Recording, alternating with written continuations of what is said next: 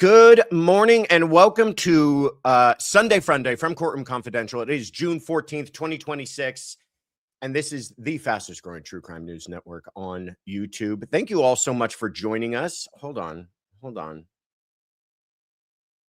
Uh-oh. I don't know what's going on.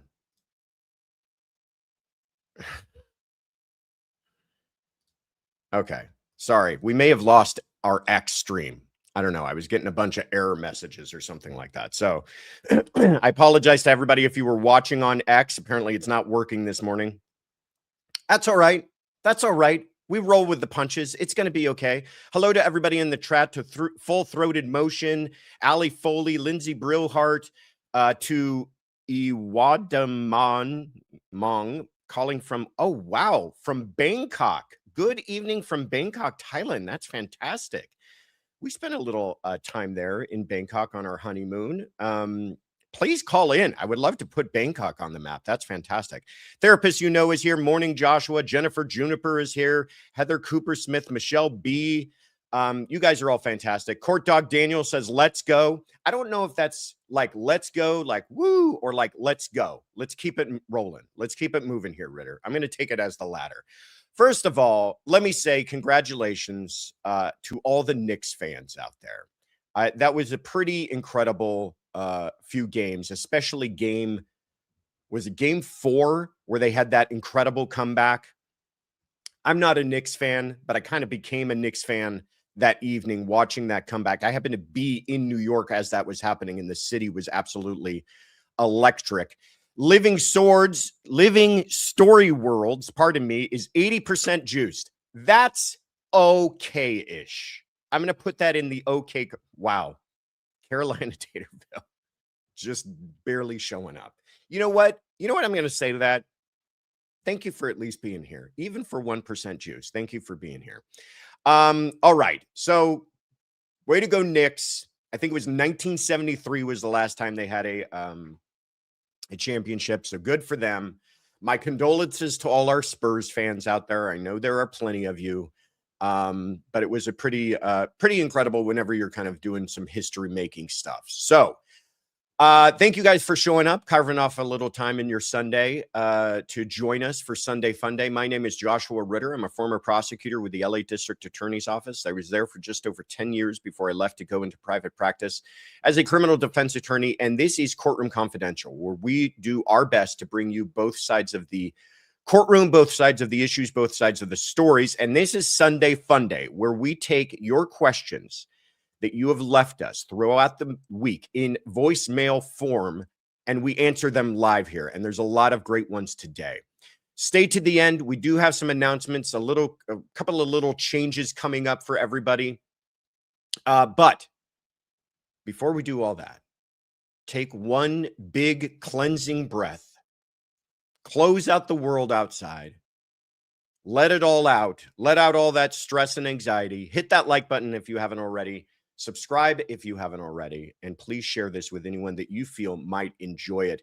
But let's get into our first question of the day, shall we? First of all, let me say thank you to to therapists you know for gifting the membership. That's very kind of you. All right. Are we ready? Who's kicking us off this morning? I'm having all the technical difficulties. All right. Hi, Josh and CC crew. This is Kathy from Gossip, Rumor, and Innuendo. I stay fully juiced. I have a question about the Murdaugh jury. Now, I know that where they are, I don't remember, Gallatin County or something, it's a very small jurisdiction, right? And so several of the jurors from the Murdaugh case had said they sat on Murdaugh's jury, and then they sat on 2 or 3 other juries in close proximity of time.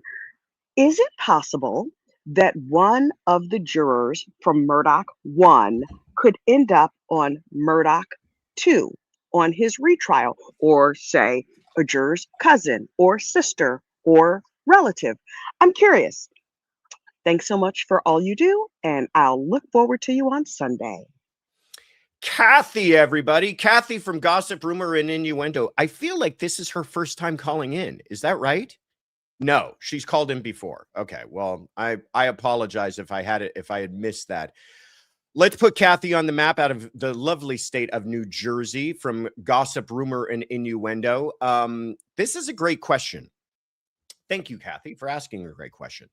In some of these smaller counties, they go through their potential jurors, I feel like, a lot quicker than you might in larger counties. I feel like I get a jury summons here in Los Angeles maybe once every 2 to 5 years or something like that. I know that I've spoken to people who get them once a year. It seems like they're getting a jury summons. So it makes sense that if they served on the Alec Murdaugh trial, that they may have been summoned again since then, and surprisingly may have even sat on another jury since then. But to your question, his trial's about to come up again. It's interesting to me, just as an aside, that they haven't set that yet, that we haven't been back in court for an arraignment, new indictment. Maybe they're going through the grand jury. I don't know what the process is entirely out there in South Carolina, but I know if it had taken place here in California, they would have immediately indicted him. It would have just been, oh, charges dismissed. Here's your arraignment date. Let's set it for trial again. But they have time, obviously, because he's serving decades for his financial crimes. So maybe they're just in no big hurry. They want to get all their ducks in a row. I just hope they get to the business of it. But eventually, he will be arraigned. He will be charged again, and they will set it back on the trial calendar. And who knows how long that'll all take. I think the first time around, it took about a year before they got him to trial. But that all being said, what happens if these same jurors get selected again? Well, it's not entirely outside of the realm of possibility that they may be summoned again, because it's not like you go on a do not serve list if you've served on a jury before. But if they are summoned for this case, they will likely not make it to the panel at all. Now, I tried to look, and I don't believe that there is like a law against it. But you remember that one of the things they ask jurors up front is, do you know anything about this case? Have you already made up your mind? Are you carrying any bias going in? Well, if you're a convicting juror from the first time around, I imagine you simply cannot answer those questions. The way it will likely work out is that they will, those jurors will, first day of jury selection, let it be known that, hey, I served on the first trial, and they'll be dismissed, like without question from anybody. So no, to your ultimate question, Kathy, they will not. There's no chance of them serving on the second trial again for a number of reasons. Just as an interesting aside, and because it's the first question and I'm still feeling juiced. The last time I actually, the way it works out here is you get summoned for jury duty, and then you call in. You don't actually show up to the court until they tell you, hey, you got to report to court. The last time I actually had to report to court was years ago. I'm talking going close to 20 years. No, wait a minute. 10 years. No, 20 years ago. Jeez Louise. Anyhow, I'm sitting in a big room. They're telling us, hey, we've got a trial coming up that's going to last 9 months. And I'm going, what? At that time, I was serving as a law clerk in the DA's office, and we were working on the Phil Spector case. And that was the only case that was set to come up. And I actually got assigned to serve on that jury. So day number one, they wouldn't dismiss me out of the jury room. Day number one, I'm supposed to show up for jury duty. I show up and I go, hey, by the way, I'm the law clerk for the prosecution on this very trial. And they were able to dismiss me right away. But it was just funny that of all the trials I could have been selected for, it happened to be the one I was working on. Now that I tell that anecdote, I'm not all that sure that it's all that interesting. But it's something that's stuck in my mind. Anyhow, thank you, Kathy, for kicking us off this morning. Let's keep it rolling. Where are we off to next here?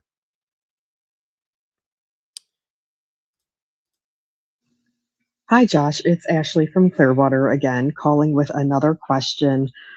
This one is regarding baby Emmanuel Haro.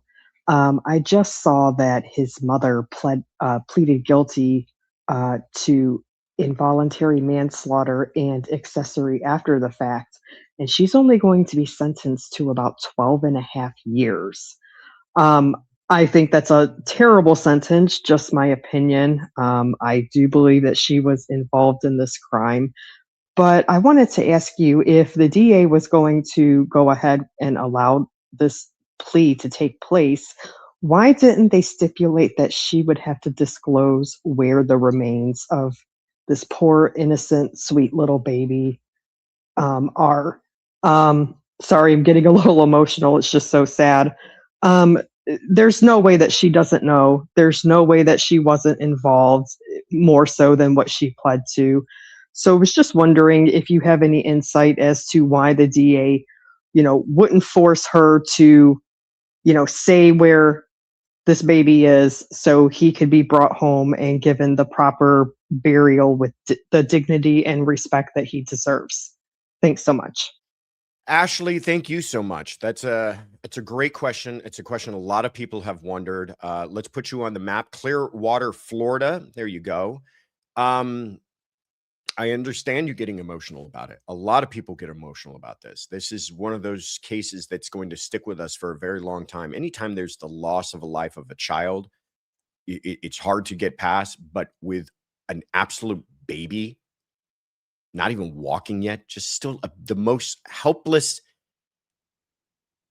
baby, no one on earth that this child had to look to protect him, but his own parents. And they're the ones that caused the loss of his life because they were selfish, evil, horrible human beings. So to your question, one, I think part of your question had to do with why was she sentenced to what she was sentenced to? I know a lot of people are curious about that. And then two, why, as a part of this, oh, don't spare me your tears. Why is it, you know what? Spare me your tears, because I didn't see those tears when she was doing her, asking everybody to help find her child. Where was all the crying at that time? The tears are because she's going off to prison. Spare me. Why was she only sentenced to 12 years, 8 months? And why didn't she, as part of her plea, have to say where that baby is? We don't know. That wasn't disclosed in court. Not much, all of trial negotiation or plea negotiation is confidential and never disclosed. So we don't know why. Maybe they did ask. Maybe she doesn't know. I will say this. If she simply is saying to them, I don't know, why am I blanking on the husband's name at this point? The father, he pled open to the court. Remember that? Jake pled open to the court, meaning he didn't even deal with the DA's office, meaning he didn't have to disclose anything to the DA's office. He went around them completely. He went to the judge, he pled open, the judge maxed him out. So he didn't have to say anything. He might be the one who knows. He might be the one that's actually responsible for that baby's death. And that's what it is sounding like. That she wasn't actually, the baby didn't actually die at her hands, but died at his hands. And she helped afterwards in the entire cover up. But that he's the one that killed the baby. And then he's the one that disposed of the body. And perhaps she doesn't know. And he's not telling and will never tell because there was no plea negotiation. He went straight to the judge and said, I just want to plead guilty and give me whatever you want to give me. She, on the other hand, pled guilty to child abuse causing great bodily injury, involuntary manslaughter, and accessory after the fact. So what's interesting about the accessory after the fact is I think the indication is she didn't cause it, but she also didn't prevent it. And she knew, and she helped him cover it up afterwards. DA Brandon Smith had this to say. He said, her choice not to intervene was a choice to allow, if not facilitate, Emmanuel's death. This defendant had a legal and moral responsibility as Emmanuel's mother. She catastrophically failed in that duty. Sounds like they did speak with her. And sounds like the most they were able to get out of her, Who knows if this is true, by the way, but the most they were able to get out of her is that she didn't intervene, that he was abusing the baby and she didn't intervene. And when the baby lost his life, mercifully, by the way, sounds like he was tortured his entire 8 months of his life. When the baby lost his life, she didn't do anything to stop it, and she helped him cover it up afterwards. But if that includes where the baby's remains are, we don't know. And they didn't give that information, because I certainly think we would have heard about that. So maybe the only person who does know is Jake, who's off to prison for the rest of his life. And I hope his fellow prisoners know what he did. And that's I think the most that we can pull from this, from the information that we have, is that we might never know where baby Emmanuel is. And that breaks my heart as well. All right. Well, thank you so much, Ashley. That is it's a very difficult case to talk about, but I appreciate you asking the question. Maureen from Monterey, there she is, says, love Sunday Funday, the best program in the true crime space. That's very high praise, and we appreciate that, Maureen. Michelle B, thank you so much for the super sticker. That's very kind of you. Appreciate the support. All right, let's keep it rolling here. Take it down a notch, Ritter. It's Sunday morning. Nobody wants to hear you yelling already. Hey, Josh. My name's Amberly. I'm from Maybe, Michigan, which is actually a very tiny, itty-bitty place in the state of Michigan. I'm originally from Milan, Milan, but I live in Maybe. Anyway, I am court staff for the 22nd Circuit Court, Washtenaw County Trial Court, Family Treatment Court. And I just wanted to know, like, if a defendant, such as Brendan Banfield this week has been, obviously sentenced with Judge Penny, when a defendant says, I do want to speak at sentencing, what do you do? Like, what is there a process? Is there, are there questions that you ask them? Like, what happens when a defendant says, yes, I do want to speak at sentencing? What happens? I am super curious because I know some people don't, but some people do. And Brendan obviously did. And I just want to know what happens between the attorney and the client when they say, I do want to talk. Do you guys field like what they want to say? Do you review it? Do you go over it? What happened? Amberly, great question from Maybe, Michigan. At first, that's what I thought you were saying. I'm from Maybe, Michigan. Okay. Those are good odds. It's actually Maybe, Michigan. So let's put Maybe, Michigan on the map. Thank you, Amberly, so much for calling in. This is a great question. I know that you frame this around the Brendan Banfield case, but many cases we've seen where the defendant decides to speak at sentencing, and you want to know what's happening behind the scenes between the defendant and their attorney, and how much of this is worked out ahead of time. The answer is yes, there's discussions coming. Hey, you're given the opportunity to speak. I will be honest with you. I've advised most of my clients, don't say anything. Like, unless you feel like you got to get something off your chest and you cannot go serve your sentence without it, then let's talk about it. But if this is just you trying to take your opportunity to have your last say in this whole thing, it's not going to earn you any points with the judge. Unless what you're about to say is a complete mea culpa. I am so sorry. I am so sorry to everyone I put this through. I just want to go on and, please show mercy to me type of a deal, which they never do.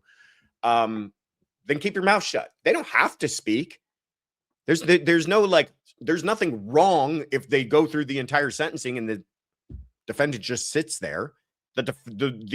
The attorney can speak on their behalf and ask for mercy and give all the reasons why they've been a good person otherwise. But, we're dealing with, for the most part, incredible narcissists who have lived their entire lives getting out of trouble by trying to talk their way out of it. So Do you think they're going to miss that opportunity to try to talk their way out of trouble when it's their last chance to do so? Of course not. When I have advised, and my clients are not narcissists, I don't want to say that, but when I have advised clients on what to say, we do go through it. And most of it, I feel, should center on the idea of they apologize for the harm that has been caused. They apologize for, to their family, what they're putting them through. They've lived a good life. This is an anomaly out of their life, and they're asking for mercy from the judge. But even then, it's hard to construct something that will sway the judge. For the most part, the judge has made up their mind. There's sentencing guidelines. The judge has seen this cases similar to this a zillion times before, and they likely know what they're going to do. And there's likely no one who's going to change their mind. And if anything, I've probably only seen the judge get harsher about it based upon the behavior of the defendant. So hope that answers your question, Amberly, from maybe Michigan. But yeah, not a whole bunch of, there she is. I'm losing it hearing my own rambling voice. Thank you, Josh. And yes, it is maybe Michigan. Thank you so much, Amberly. Great question. All right, let's keep it rolling here. The Crafty RN says, we can do better, especially for ad-free lives. Yeah, it's free to hit that like button. The government won't know about it. It's a tax write-off to hit that like button. So go ahead and do it.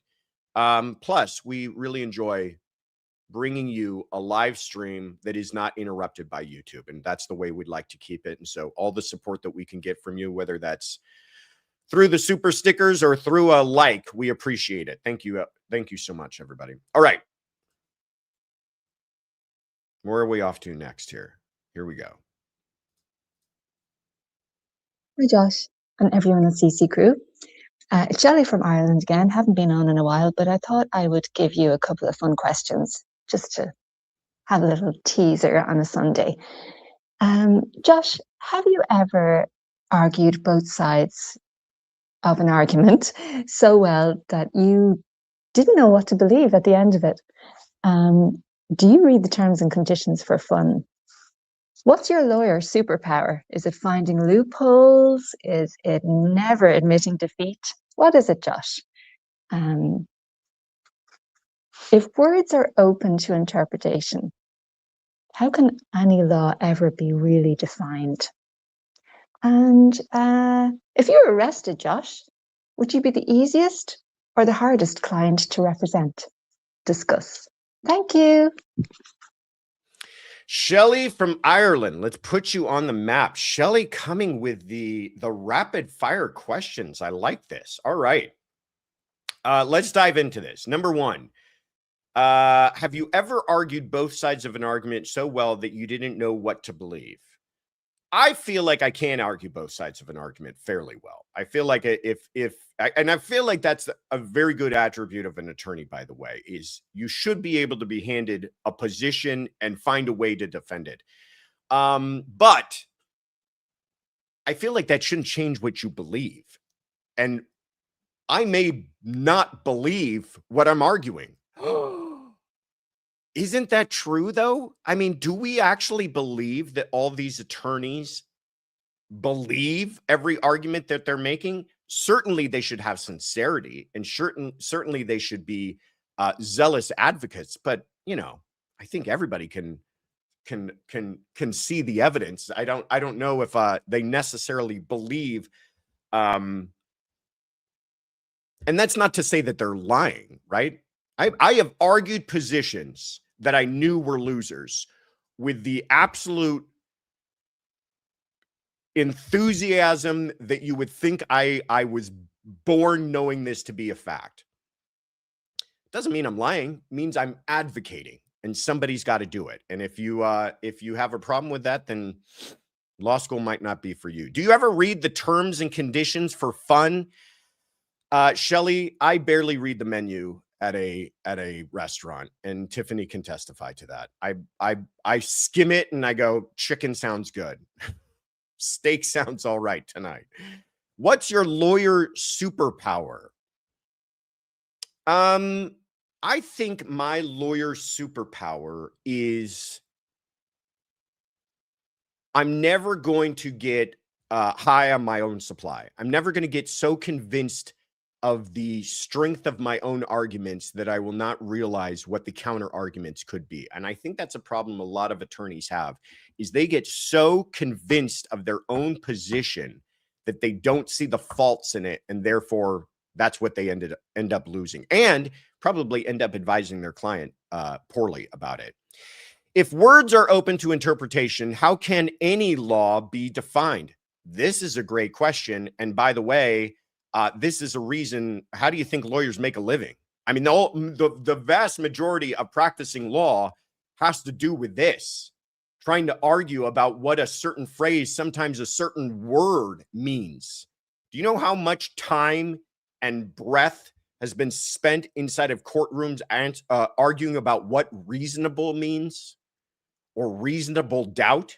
Think about that. We can't even define the single most important concept in criminal law to a degree of certainty that everybody can agree on, right? Reasonable doubt means an abiding conviction. What does that mean? It's like we're taking a confusing term and defining it with a more confusing term. Like, if reasonable doubt didn't make sense to you, how about abiding conviction? How does that strike your fancy?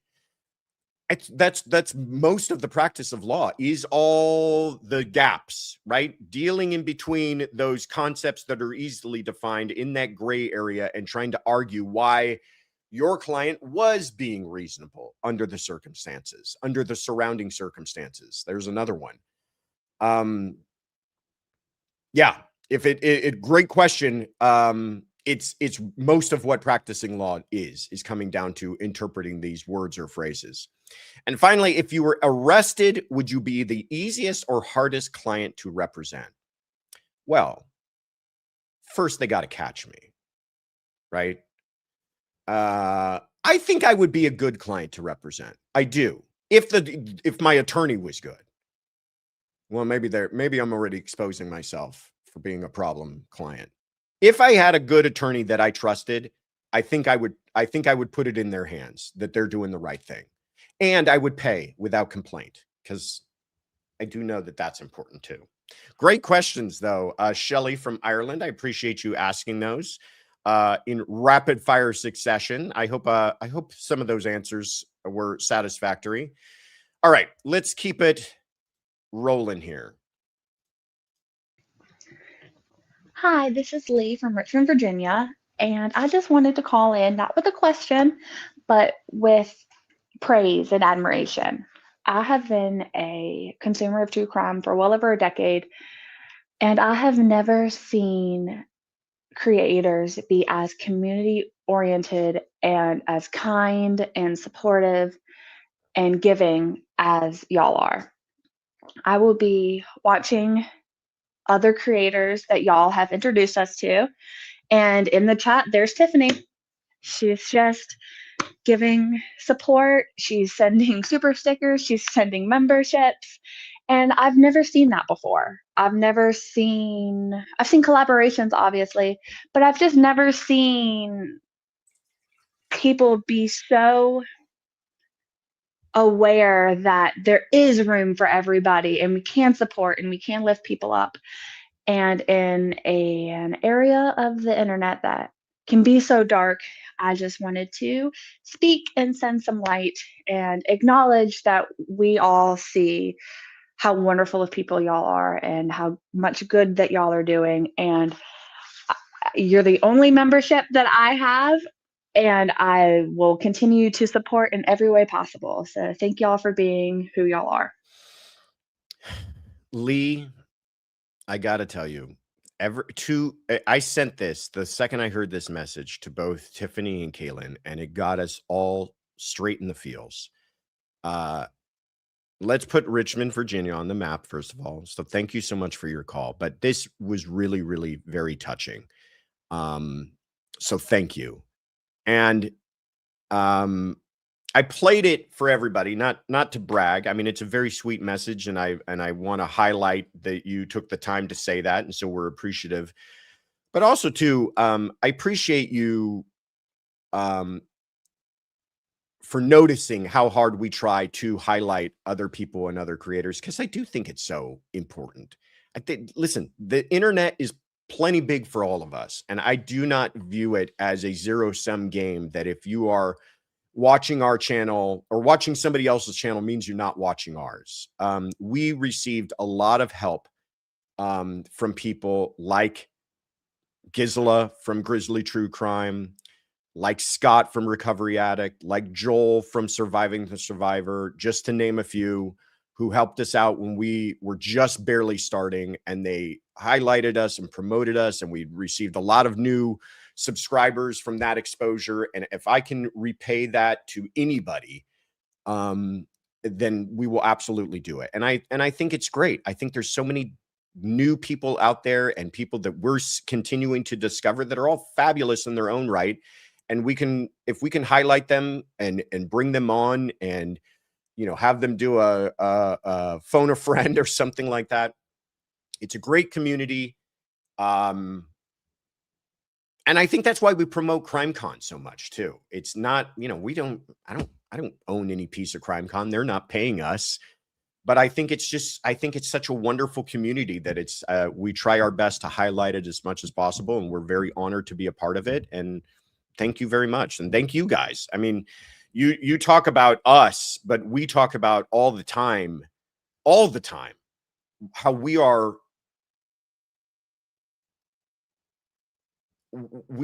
gobsmacked by the community that has been created around this little podcast / YouTube channel that we tried to start. And it really is something that has grown independent and kind of, you know, in an orbit around the channel, but something independent of it as well. You know, Tiffany and Kaylin get to enjoy it far more than I do because they're able to be a part of the chat more than I'm able to. But I see all the stuff that's going on, and we're just incredibly touched by all of your support. So thank you so much, Lee, for saying that, and we appreciate you all so very, very much. I should have ended on that one. What a nice one. Can I go back and play that one again at the end? Would that be too much? All right, let's keep it rolling here.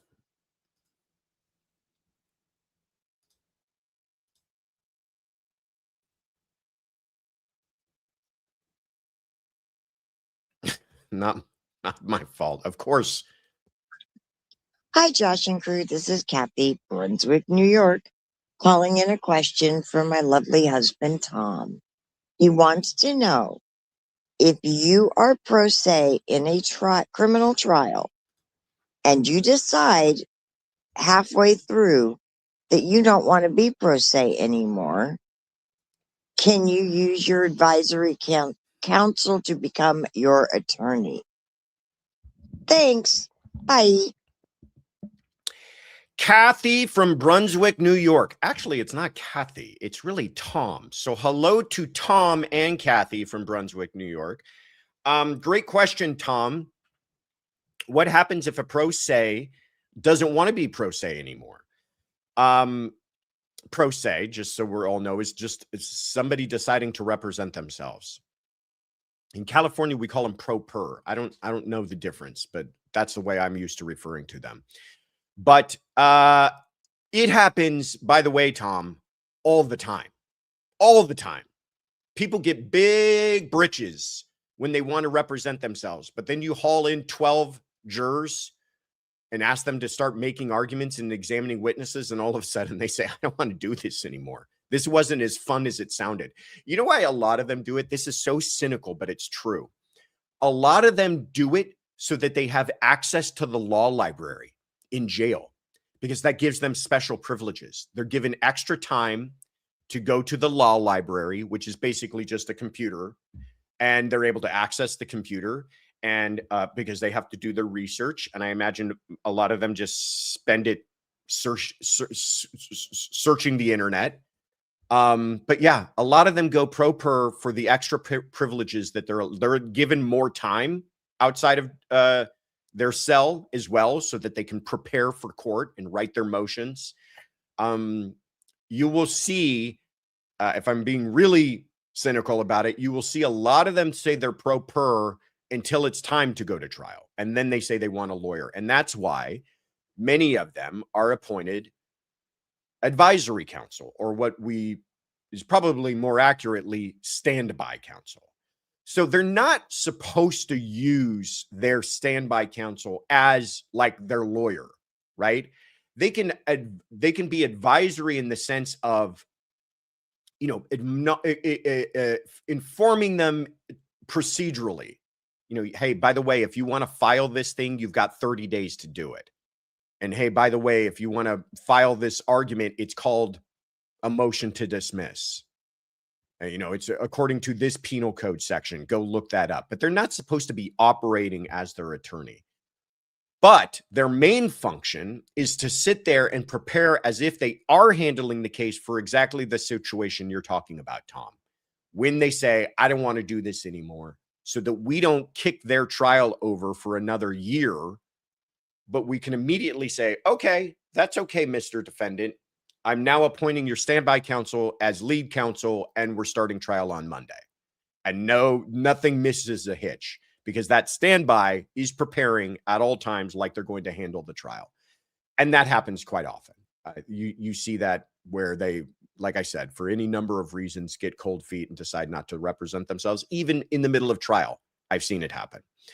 But great question, Tom. We've dealt with this issue before. Great question. Appreciate you. Say hi to Kathy for us from Brunswick, New York.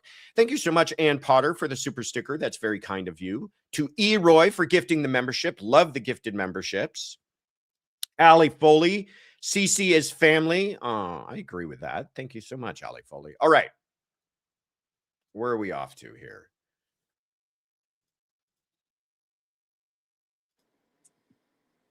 Hey, Josh, Tiff, Caitlin, and the rest of the CC crew. This is Cindy from Orem, Utah. Got a question for you about sequestering the jury and the Tyler Robinson case. I was watching a video on the Karmelo Anthony case, and they mentioned that his jury has been sequestered. I know that I think it was Lori, maybe Chad Daybell.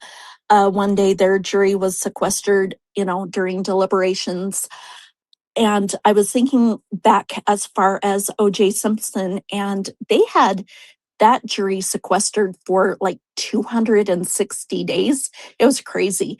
So with all of the political ups and downs and the emotions up and down, just wondered what your guess would be on that jury once it's actually pulled and picked and all that fun stuff. How long do you think that jury will be sequestered? Anyway, I hope you all have a great Sunday fun day, and I will be on the replay crew. Talk to y'all later. Cindy from Orem, Utah. Can we zoom in? Because now that I'm dual residency with Utah, I'm curious as to where this is. Is that, or which one's Orem? That one. Oh, so it's just above, because isn't that Provo below it? I think so. So it's just above. Well, hello to you, Cindy in Orem, Utah. Gizla's in the house, everybody. Grizzly True Crime taking you on a walk with me. Happy Sunday fun day. This lady with her workout and fitness routines is putting us all to shame. So good job. Good job, Gizla. We were just talking about you. I wonder if your ears were burning. We were just talking about it. What a wonderful community we have here in the true crime space on YouTube, and you're a big part of that, and we appreciate all the support that you gave us, and we hope to return the favor as much as we can. So this is in your backyard, Cindy, the Tyler Robinson case taking place out of Provo, Utah. Will they have the jury sequestered? We're a little ahead of ourselves to know the answer to that question, but I will tell you, with the way everything's been going, I would be shocked if the defense didn't ask for it. But the idea of true sequestration, I just like using that word where I can, of juries is very rare. The situation that we saw in OJ almost never happens anymore, because I think they kind of learned some stuff from OJ too.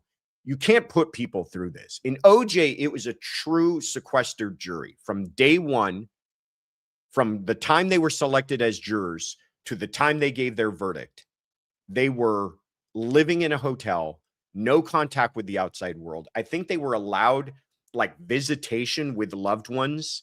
Their TV was controlled. Their media was controlled. The newspapers. We just don't put that on jurors anymore. But some judges get pretty strict about it. There are some judges who I have heard are having jurors live in hotels for shorter juries, for shorter trials. But the problem is we don't live in the same world that we did in the late 90s with OJ, where you can easily kind of remove someone from the outside world because of our cell phones and all of this other access. So I think we've tended to go towards the honor system much more, whether or not that's a good idea or not. Some cases have proven that it's not, but I think for the most part, people do honor that. And also, you know, society-wise, we've changed, and people do not view jury duty as their civic responsibility nearly as much as they did years ago. It is kind of a sad state of affairs. There's a lot of people. I should not overgeneralize. There's a lot of people who are happy to do their duty. There's a lot of people who want nothing more than to get out of jury duty at all cost. I think more should be done about that. I think more should be done about kind of making jury duty less onerous for people. But if you start saying, hey, by the way, we're not going to pay you, we're going to take you away from your job, and we're also going to take you away from where you live and make you live in a hotel for the next several months, you're going to get mutiny from people. There's people just going to be like, I'm not doing it. I thought it was a bad idea to show up for jury duty anyways. Now I'm not doing it. What I think you will see, though, is, especially in the Tyler Robinson case, is probably very strict instructions to those jurors as to their consumption of media, and probably sequestration of them when it comes time to deliberate. I wouldn't be surprised if they were made to live in a hotel for the time period of deliberation, which may not be all that long. We'll see how things shape out. But yeah, I don't think we live in those days anymore where you're going to see it being all that common that jurors are just taken away from the outside world while they serve on jury duty, especially on these longer cases. But thank you, Cindy from Orem, Utah, my second home nowadays. Appreciate you calling in. All right. Trust your gut, but why? Thank you so much for gifting the memberships. That's very kind of you. Cynthia Martin with the super chat says hello from church. Happy Sunday Fun Day. All right. I like it. Multitasking. Beth Ringle, thank you for the super chat, says, I agree. This is the best community on YouTube, not just in true crime, but even on my cruise channel. Well, that's very sweet of you. Appreciate that. Are we talking like cruising, like boats cruise? Like there's a cruise YouTube? I like that. Say hello to all of those folks. Tell them to come check us out as well. All right. You guys are very kind this morning. You put me, I was in a bad mood. Not a bad mood. I was in a less than fully juiced mood, but you guys have all put me in a fantastic mood. So thank you very much. All right. Where are we off to?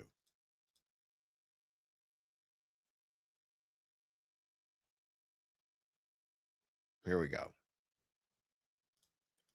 Recording.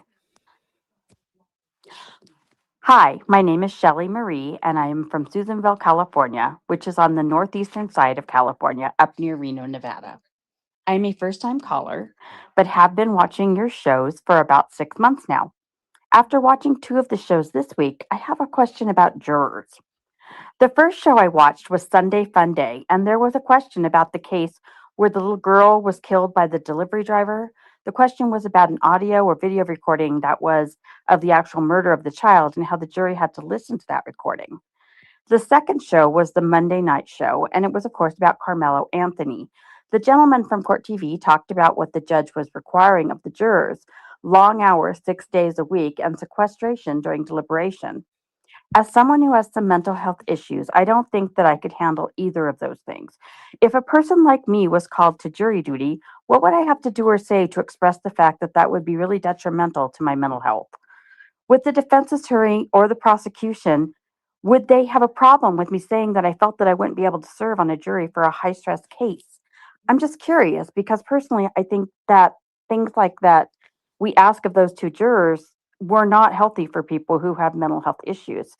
Let me be clear. I'm a fully functioning adult. I have had a job. I am retired now, but I know where my mental limits are.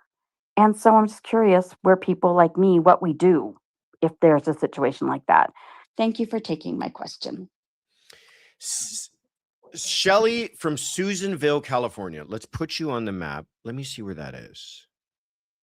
I need to get my bearings here. Oh, yeah.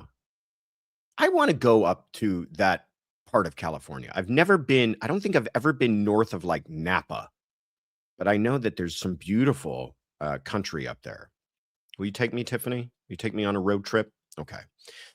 Shelly, thank you so much for being a first-time caller. Always love hearing from folks who've worked up the courage to ask a question for the first time. And it is a great question because I think you echo what a lot of people are wondering and curious about and struggle with. And you want to know, would it bother the attorneys or judge if you let them know that, hey, listen, I'm I deal with certain stressors, anxieties, depression, whatever it is, mental health issues that putting me through this is not going to be healthy for me. Not only would they not have a problem with it, I think they would fully appreciate it. I fully would appreciate it. That's part of the voir dire process. It's not even saying you don't want to be a juror, but maybe this isn't the right case for you. Certainly with cases like the one that you referenced, where you're talking about some horrific circumstances, the death of a child. And there's a lot of cases that we deal with that are, a lot of when you're talking about things with sexual assault, child abuse, domestic violence. These are things that are very problematic for a lot of people to sit and listen through because of their own lived experience. And we encourage people to say that. We want to know. And maybe this is not the right trial for you. There's plenty. By the way, go 2 doors down and they're doing some, paper case dealing with tax evasion or something. Maybe that's a better environment and nobody's going to judge you for that. And I think they would appreciate and encourage you to share that. I will say, be warned that it might turn into that you don't get out of jury duty. You just do jury duty in a far less exciting environment.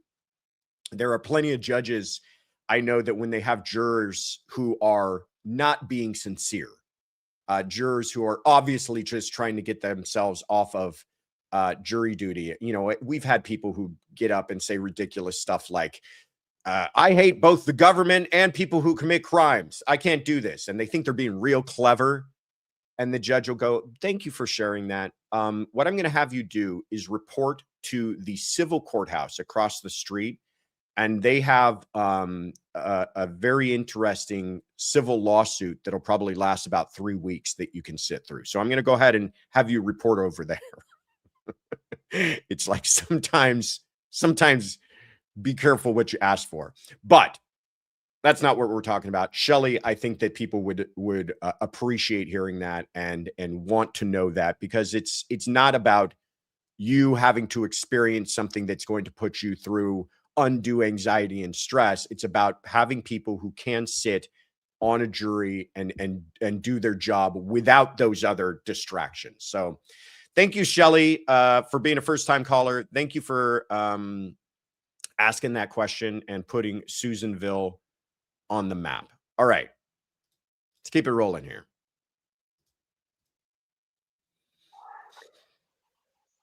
Good morning, CC crew. Happy Sunday fun day. This is Beth R. from Minneapolis calling again. My question is regarding Nick Reiner. There are reports that are saying he's requesting funds from his trust fund, half of which was to have been given when he was 30. Because he turned 30 prior to the murders, wouldn't this mean that he should be given those funds? Thanks for taking my call. Have a great day, everybody. Bye. Beth from Minneapolis, Minnesota. Let's put you on the map. I should have said this up front, but we had a lot of questions this week, and I love it. You guys are fantastic, and I appreciate you all participating and being a part of the conversation, but we just can't get to all of them. And so what I did try to do is make sure that I answered all the kind of topics that you guys wanted to touch on. And this was one of them, the Nick Reiner situation with his trust. There you are. There's Beth. A lot of people were curious about this. So I know that maybe some others asked about this, and I'm sorry if I didn't answer your question particularly, but don't get upset about it. Call back again next week, ask a different question. We will make sure to get to you. So that being said, the Nick Reiner trust issue was something that came up several times this week. And the answer to that, I know there's a lot of speculation and argument going on online, and people are saying, is he going to get his money? Isn't he entitled to his money? First of all, I think it's important to understand that this is not a life insurance situation. So we're not talking about him profiting off of his crime in that same sense, that you cannot kill someone that, you know, owes you, that you're the beneficiary of their life insurance and then collect on that life insurance.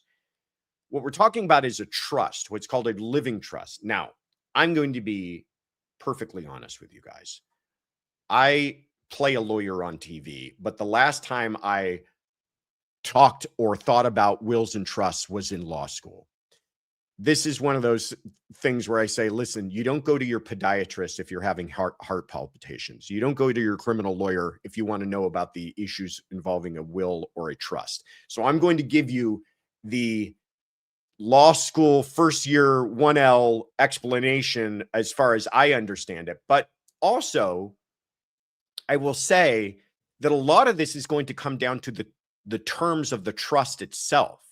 So yes, there are situations where a person of vast wealth, like Rob Reiner, will want to support his children, and he'll want to do that while he's alive. So it's not just all based upon life insurance, but it's based upon giving your wealth, transferring it to your children.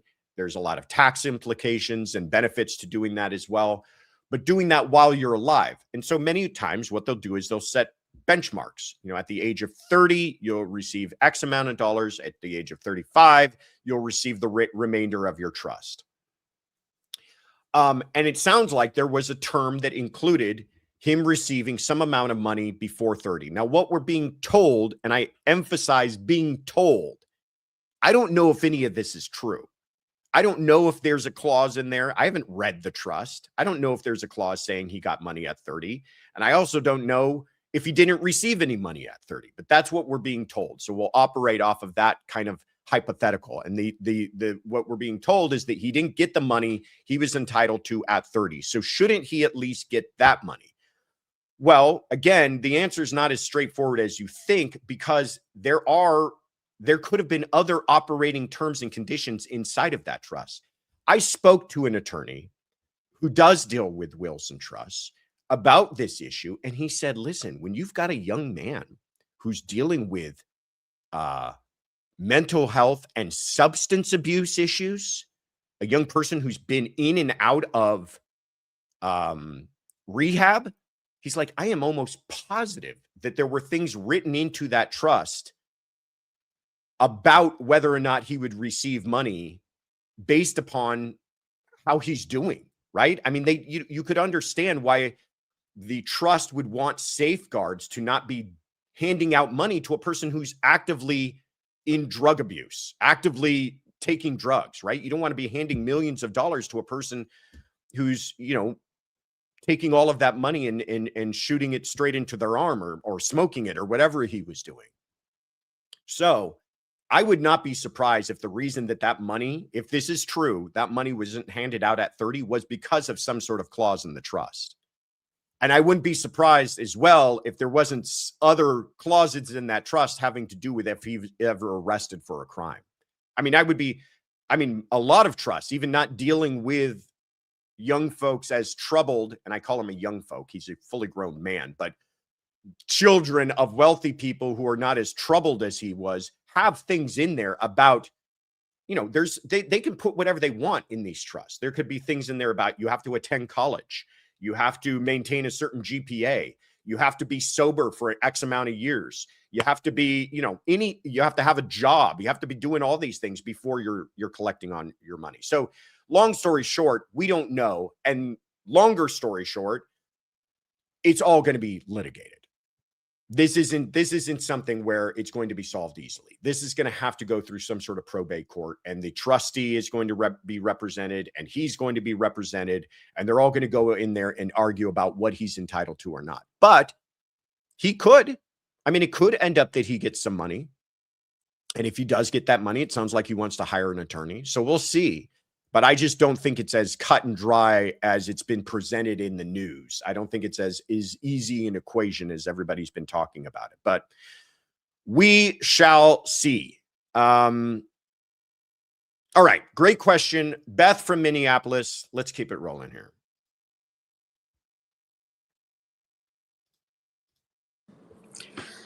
Hi, Josh, Tiff, Caitlin, Mods, and the great CC crew. Sunday Funday is the only live I can make due to the time difference. I'm working on the World Cup at the moment, so no 1 a.m.s. I've got a couple of questions for you, Josh, so you can choose. Nick Reiner may get his trust fund money of 1.5 million. Can this be seen as profiting from a crime? And the second one is the Karmelo Anthony, the quick verdict under 3 hours. The jury decides the sentencing and how long he gets. Does this differ from state to state? Is it not normally the judge that decides on how many years served? For me, in this trial, taking the knife to a track meet was key, and the use of force of push versus knife. It was great watching and listening to your coverage. See you on Sunday. Bye. LMRV from Manchester, England. Always great to hear from you and always great questions. Yes, again, not to go through the Nick Reiner thing all over again, but yeah, I hope I answered the question that you're asking here, but it's not the same as a life insurance situation, which is much more clear cut. Many of the, what do they call them? Slayer statutes. Many of these life insurance policies include things like that. I imagine the trust included something like that as well. Like you're not going to collect on this if you kill anybody, including your parents. But it's a little bit of a different situation because the money that he's asking for, is my understanding, wouldn't it exactly be the money that he would have received if they died. In other words, this was money that he was due from having passed a certain age, is my understanding. We'll see again how it all sorts out. And I've got a sneaking suspicion that there's far more to it than we're being led to believe. But to your question about Karmelo Anthony, this was interesting to me because I am used to California. I mean, I've practiced all over the U.S., but in most states, the way it works is that the jury decides the issues of fact and the judge decides the sentencing. And I like that system because the judge has a extensive experience, or should, on sentencing and understanding what different crimes, what people usually get sentenced to. So there's far more consistency. I feel like leaving that up to a jury who knows how that group of 12 people is going to feel about a case. Now, they get argument and some guidance, I'm sure, from the attorneys, but they could say, you know, you could have a similarly situated case that gets vastly different sentencing because you have jurors that just feel differently about it. That is a little problematic to me. Number two, the sentencing, what's the word I'm looking for? The base, the floor and the ceiling of the sentencing was huge. It was something like 9 to 99 years they were working with. I'm used to, again, not to say that what we do in California is the best, but it's also what I'm used to, is that there's, even with the judge, there's sentencing guidelines. It's like you have low term, midterm, high term, and you have to have a reason for going in between those two. You know, here's an example. I think a robbery, well, most felonies are what we call 2-3-5. 2 years low term, 3 years midterm, 5 years high term. Okay. That's kind of like your lower end felonies where nobody has died. There's not a lot of difference between 2 to 5, right? But it gives the judge some wiggle room to say, no, there's some mitigating factors here. I'm going to give you 2 years, or no, there's some aggravating factors here. I'm going to give you 5. But from, what is it, 5 or 9? Did we just figure it out? 5 years to 99 years. Wow. And then the last thing is that they do it that same day is also something that I'm just not used to. That same jury, you know, had a time for a Diet Coke break, and then they come back and decide the sentencing. But that all being said, there's nothing constitutionally wrong with it. It's just how each state does it. And the state of Texas has decided that the people best positioned to decide for the community what the community demands of a crime like this is the jurors themselves. So they sit there and they heard the case, they decided the verdict, and then they sat there and they decided the sentence on this. And I will say, I think they got it about right. I think I was on record of saying this ahead of time, that I thought if he were convicted, he'd be looking somewhere around 35 years. And where I got that from is just my own experience. In California, murder is 25 to life. And then you add some sort of weapon allegation to it, it could be anywhere from an additional 5 to 10 years. So they sounds like they got it about right. Now, another thing to appreciate is that he is looking at halftime, which is also interesting in Texas. So he could be eligible for parole in half that amount of time. Doesn't mean he will be paroled. Don't get it in your head that he'll immediately be paroled. He could serve, you know, he could serve all of the 35 years. But it's just, he's eligible to start at least petitioning the parole board after he's served half of that amount of time. So thank you, LMRV. That was a question I'm sure a lot of us were wondering. And it's funny. It is funny how sometimes I'll see what they do in different states from having watched these things, and you're kind of shocked. Like, it just makes you a little uneasy, as it did with me, at least in this case. All right. Let me see. We having a good time? Is everybody juiced? Everybody having a good time? I hope so. I feel like we've been all over the map. Where have we been? To Ireland, Clearwater, Florida, New Jersey. Had some great questions. Nick Reiner, Brendan Banfield, Alec Murdaugh. Now I lost my place. Afton's only 84% juice. That's okay. That's a B. That's all right. I kind of expected more, but that's okay. Where am I at? I lost my place.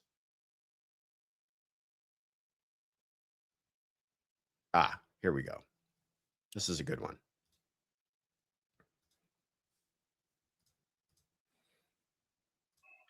Hey everyone, this is Sneemac from Alexandria, Virginia. You know you're a legal dork when you're eagerly anticipating the Chatry v. U.S. decision from the Supreme Court, which could come down any day now. For those of you who don't know, this is the geo-fencing warrants, whether they're constitutional or unconstitutional under the Fourth Amendment. My question for Josh is, like, what does this mean for all those cases that were solved by geofencing? We've talked about the Gregory Moore case. I think the Sasha Krause case, where she was a Mennonite and she was kidnapped and murdered, was also solved by geofencing. And there's another one in Georgia, I believe, Kate Thomason, I think is her name. Anyway, like, if all of that's deemed unconstitutional, like, what happens to those cases? Because they would be subject to, that evidence would have been subject to exclusionary rules. So if you can answer that and kind of give me the heads up on, like, where you think this is going to go. Do you think they're going to say geofencing is okay, but like limited, or just across the board no, or I'm so eager to know what they decide. All right. See ya. Bye. Sneemac from Alexandria, Virginia. Great question. You are not what did you say? A law dork, or I forget what it was. I think this is a great question.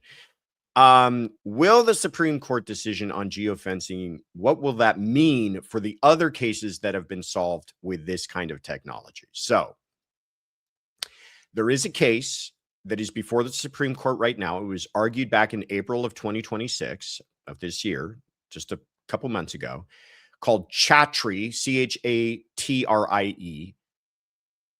Yeah, Chatrie versus US. And in that case, I think it was involving a robbery. I had looked it up. It's like a dollar store or something like that, or a credit union, something like that.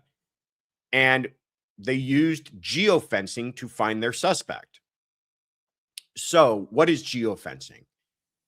Essentially, in its simplest terms, and it can operate all sorts of different ways, but in its simplest terms is they have an area where a crime took place, and a robbery, a bank robbery is a great example. So you have your bank. It was a bank robbery in Richmond. Okay, thank you for that.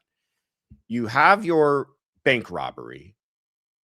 You know when it took place, and you know where it is. So you can do something where you can take the cell towers in that area and say, give me every phone that was operable between these times on this date in this area.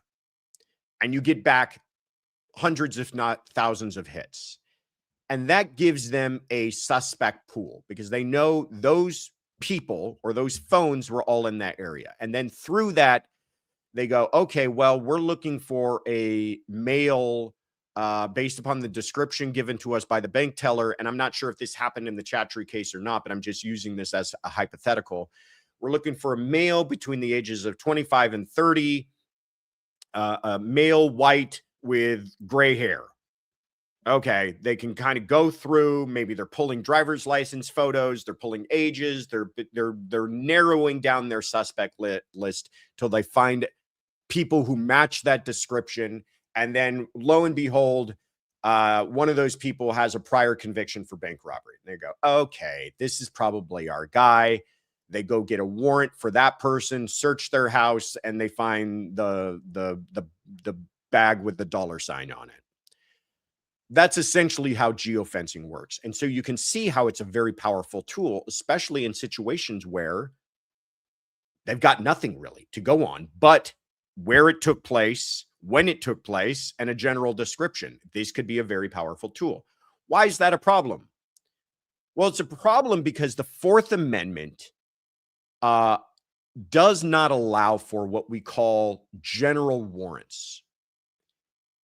We don't want to allow for the Fourth Amendment, exceptions to the Fourth Amendment, to be too broad. We don't want to say things like, we don't allow for warrants. I want to search this person's entire property, their house, their backyard, their garage, everything on their property. I want to search anywhere and everywhere for anything that might be evidence of a crime. We don't allow for that. It's just far too broad. If you're looking for the bag with the $sign on it, you have to say, well, we believe it will be in this house because we have certain information and we're looking for a big old bag with a $sign on it. And therefore searching through, inside of pill boxes and smaller things are not allowed. You're looking for a certain sized item. And this is stuff that gets argued in court. What was the scope and what was the specificity of the warrant? And if it's a problem, warrants get kicked out because of this. And the evidence that was gained gets kicked out because of problems like this. We've seen this. We were talking about this just the other day when we're dealing with, quashing a warrant, the difference between attacking the truthfulness of the affidavit or attacking the way that the warrant was written. Was it overly broad? Well, the argument being made in the Chattree case is that asking for every cell phone in a certain area is overly broad. So it comes down to kind of questions of expectation of privacy, because whose rights are being violated here? Is it the right of Chattree, the defendant, the suspect, or is it the rights of everybody else? And does that invoke expectations of privacy concerns? Remember, we saw a similar situation being argued in a different way, but in Kohberger, when they were using these vast databases of genetic information to try to find him. It's kind of similar. To me, it's kind of similar to surveillance video. If I've got surveillance video capturing a wide swath of a courtyard outside of a bank, is everybody whose image captured on that, am I violating their expectations of privacy? Am I violating the expectation of a person's privacy by knowing the location of their phone, that they happen to be in a certain area at a certain time?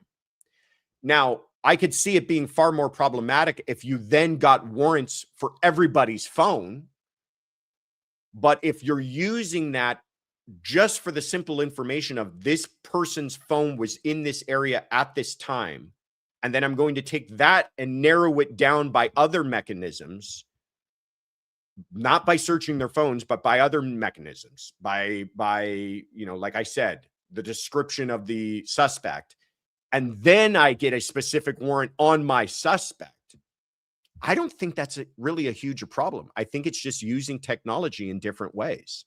I think we're all used to surveillance video right now. I think we're kind of getting used to the idea that our phones are basically location devices. Do we have an expectation of privacy in that? So I'm looking forward to seeing what the Supreme Court does on this. But to the other part of your question, what if they come out differently than I'm expecting and they say, yeah, it is a problem and all these warrants are bad and all these geofencing cases are a problem? What you're going to see is everybody who's had geofencing involved in their case make a motion to have their case reconsidered, and it will be determined on a case-by-case basis whether the geofencing was in fact the linchpin in solving that crime, or was there other independent sources that helped them solve that crime. And I think what you'll find is that in a lot of these cases, there were arguments of inevitable discovery and independent source will start to come up again and again. But you might see cases where, listen, the whole thing is based upon this technology and the Supreme Court has now decided that it was unconstitutional. I'm leaning towards the idea that they won't go that far. Great question, Sneemac from Alexandria, Virginia. All right, let's keep it rolling here. First, let me thank Annalie Finch. Thank you so much for the super chat. Just got home from church. We'll watch what I missed. I love everybody. Everybody's having a good church day today. Coffee and tea donation for our hardworking mods. That's very kind of you, Annalie Finch. Allie Foley says, Thursday is the next opinion day from SCOTUS. Oh, would they come out that early? April, May, June? Maybe. I don't know. I don't know if this one's on the docket to have an opinion, but we'll see. We'll keep an eye on it. Thank you for that. All right. Where am I at here? Here we go. Hold on. Okay. Good morning, Joshua, Tiffany, Caitlin. Ain't no hollaback girl here. Joshua, on Monday night, Nate Eaton posted an interview that he did with a lady by the name of Christy, who was juror number 3 on the Kouri Richins trial. And she was explaining that after the trial was finished, that Judge Mrazek met with all the jurors and proclaimed himself to be an open book and said, if you guys have any questions, fire away. And one of the jurors was asking about Hayden Jeff's cell phone and the texts that were recovered. And the judge explained that indeed there were texts from Kouri procuring fentanyl and propofol. However, they were not admissible in court because Hayden had since deceased, and therefore he could not be cross-examined.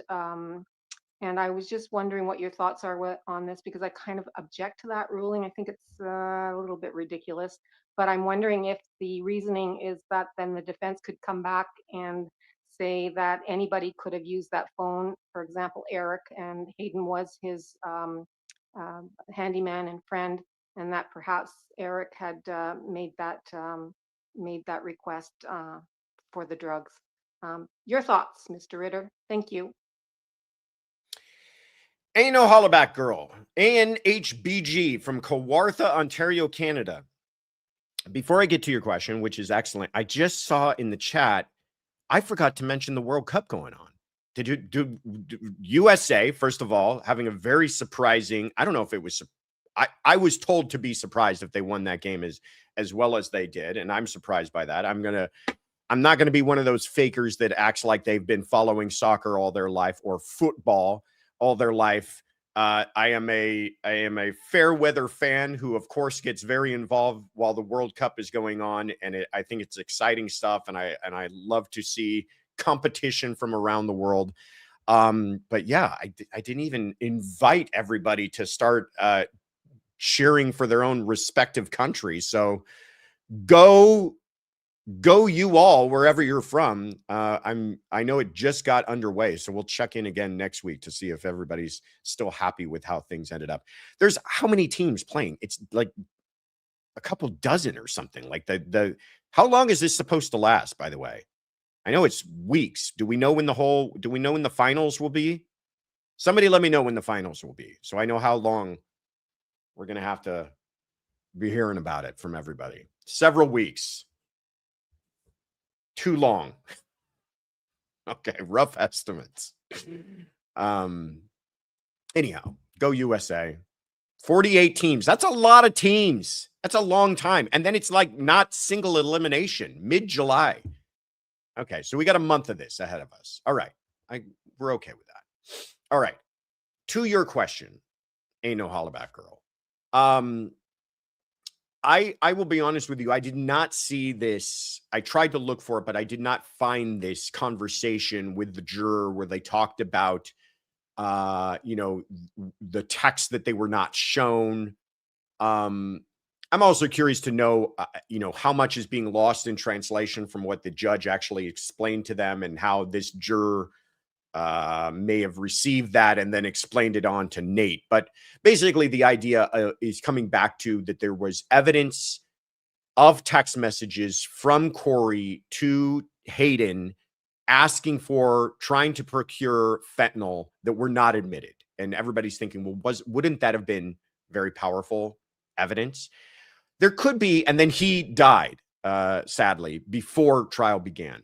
So the first thing that struck me is there could have been foundational issues. If you've got no one to lay the foundation for the one side of a conversation, you've got her side of the conversation, which you have, I imagine, an easy way of laying the foundation for, just having pulled her phone records, and then it's no hearsay concern because it's the defendant's statements in the form of a text message. But for his half of the conversation, you've got to establish that that's in fact his phone, that he's the one who's in fact sending those text messages. And without him present to lay all that foundation, there could be some problems. Now, you could have done this through, I imagine, business records, but then still you come back to, well, it's a phone registered to this individual who I cannot now call to the stand to establish that in fact he was in possession of the phone during those times, that it is in fact him responding to her conversation during those times.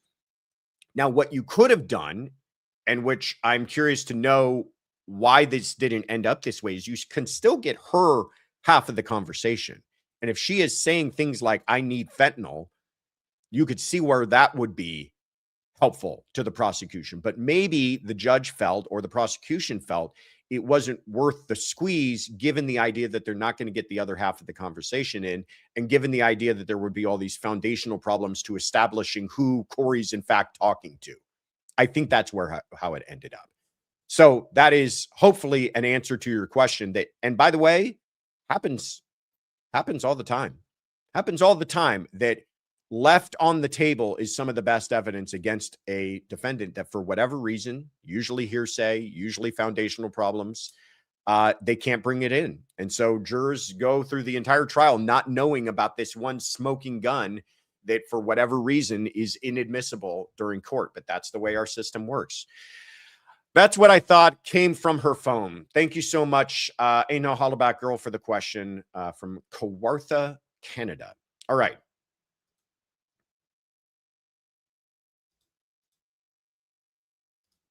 Where are we going to next here? Hello, Joshua and friends. My name is Mabel, and I'm calling from Canada. I'm actually calling from Algonquin Highlands, Ontario, in Canada. My question to you is, with the Shirilla situation, her parents keep fighting to get her out, and they're still really battling this. Is there any chance that they're actually going to be successful? Or, I mean, are they literally wasting their time because she's there for 15 years minimum, period? Let me know what you think. Thank you for taking my call. I am a longtime listener, new member. I'm sorry about my cat in the background. Thank you for answering this. And if you don't get to it, that's okay. I will call again next week. Thank you. Mabel from Algonquin Highlands, Ontario, Canada. Oh, look at Mabel all out there with her lonesome in Algonquin Highlands. Thank you so much for calling in. Thank you so much for being a member too. Appreciate you. And this is a question that I know a lot of people are concerned about. It's so funny how the Mackenzie Shirilla case, when the trial was going on, people were following it, but not nearly as much as the interest now that this documentary has come out. The Crash on Netflix. I watched it. I encourage everybody to watch it. It will get you kind of heated on this whole thing. I think mainly it's so funny. I was told that the family, that Mackenzie's family agreed to do this and have her go and be interviewed on camera because they thought it would help in their efforts, their PR efforts. And I think it's done nothing but backfire. And I don't believe that has anything to do with the creators of this documentary being unfair to them. To the contrary, I think they gave them plenty of room to breathe. And that was the problem, is that when they put microphones in front of these folks, they came off just sounding awful. They came off as sounding entitled and narcissistic and not appreciative of the magnitude of what had happened and what their daughter had done. Lot of really eyebrow raising moments in this documentary. So check it out if you guys haven't. And then people are asking, there you go, Mabel. There she is. People are asking, is Canada in the World Cup? I don't know. Kaylin, I expect you to be my World Cup aficionado next time we do this. I think they're in the World Cup. I don't know. If they are, go Canada. People are asking now, what are her chances on appeal? Because people are far more concerned now that she stays in prison. The answer to that is, like anything when it comes to appeal, she's going to appeal. She's going to make arguments, but I don't see anything about the decisions made by this judge that would, in my view, be grounds for appeal. And if you guys are thinking of something, please share it with me. But I don't remember. I mean, it's a circumstantial case, right? A lot of the intent element was based upon her behavior. So you've got the behavior of the vehicle, what they were able to glean from the black box on the vehicle, her speed, the geolocation of the car, all of that. And then they extrapolated arguments from that. What does her behavior tell us about her intent at the time? That, just because it's a circumstantial argument, is not appealable. I mean, that's just an argument. What would be appealable is the judge allowing the black box when there was foundational problems with the black box, or there was, some other evidentiary issue, and the judge allowing certain evidence in when he should not have. And I don't see any of that existing here.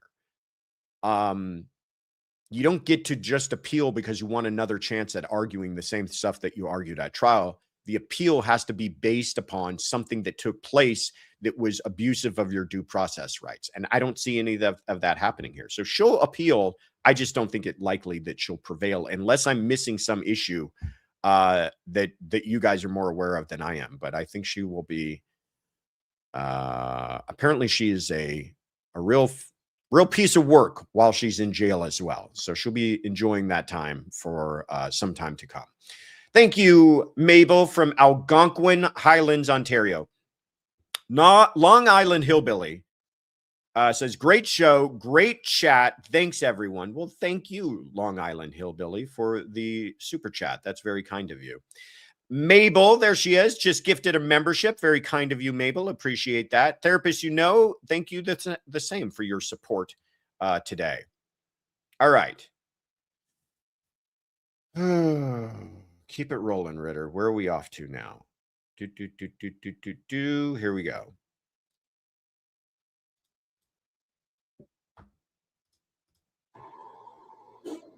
Well, happy Sunday Fundy, Joshua, Tiffany, Kaylin, our fabulous mod, CC family and guests, Alicia K. Mayo in Humboldt, Tennessee.